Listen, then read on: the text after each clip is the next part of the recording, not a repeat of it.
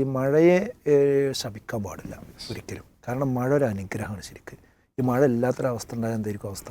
കേരളത്തിൽ മഴയൊന്ന് വൈകി കഴിഞ്ഞാൽ നമ്മൾ ചുട്ടുപൊള്ളുന്നു എന്ന് പറഞ്ഞ് കരയാൻ തുടങ്ങും.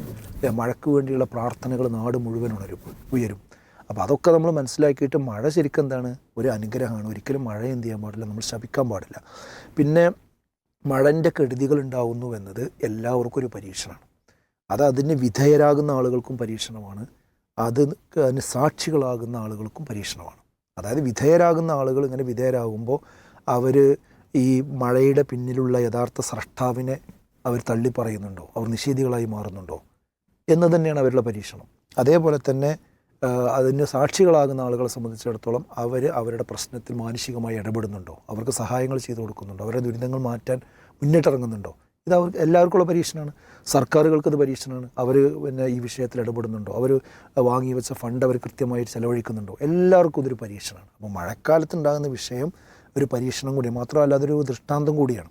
കാരണം മനുഷ്യൻ്റെ നിസ്സഹായത ബോധ്യപ്പെടുന്ന ഒരു വലിയ ഘട്ടമാണ്. ഇപ്പോൾ ഈ വെള്ളം കെട്ട് പൊങ്ങാൻ തുടങ്ങിക്കഴിഞ്ഞാൽ എന്താ ചെയ്യാൻ പറ്റുക? നമ്മൾ 2-3 പ്രളയത്തിന് സാക്ഷിയായതല്ലേ. ആ മുണ്ടക്കൈയിലെ ദുരന്തമൊക്കെ രാത്രി കണ്ട് പിന്നെ എത്രയോ ദിവസങ്ങൾ പിന്നെ ശവശരീരങ്ങൾ ചാലിയാർ പുഴയിലൂടെ ഒഴുകി നടക്കുന്ന അവസ്ഥയ്ക്ക് നമ്മൾ കണ്ടില്ലേ. ഒന്നും ചെയ്യാൻ പറ്റില്ല. അപ്പോൾ മനുഷ്യൻ്റെ നിസ്സഹായത ബോധ്യപ്പെടുന്ന ഒരു വലിയ സംഗതിയാണെന്ത്? ഈ മഴക്കാലത്തുണ്ടാകുന്ന പ്രശ്നങ്ങളൊക്കെ. അത് മനുഷ്യനതിനെക്കുറിച്ച് എന്ത് ചെയ്യണം, ചിന്തിക്കണം. ഈ സമയത്ത് ഈ നമ്മളെ യുക്തിവാദികൾ, നിരീശ്വരവാദികൾ ഇവരൊക്കെ ഉണ്ടല്ലോ, അവരൊക്കെ ഈ പ്രപഞ്ചത്തിന് സൃഷ്ടാവൊന്നുമില്ല എന്ന് പറഞ്ഞാൽ അവരുടെ കയ്യിലാണ് അതൊക്കെ എന്നാണ് വിചാരം. പക്ഷേ ഇങ്ങനെ ഒരു മഴ പെയ്ത് കഴിഞ്ഞാൽ ഇവർക്കൊക്കെ എന്താ ചെയ്യാൻ പറ്റുക? ഒന്നും ചെയ്യാൻ കഴിയില്ല.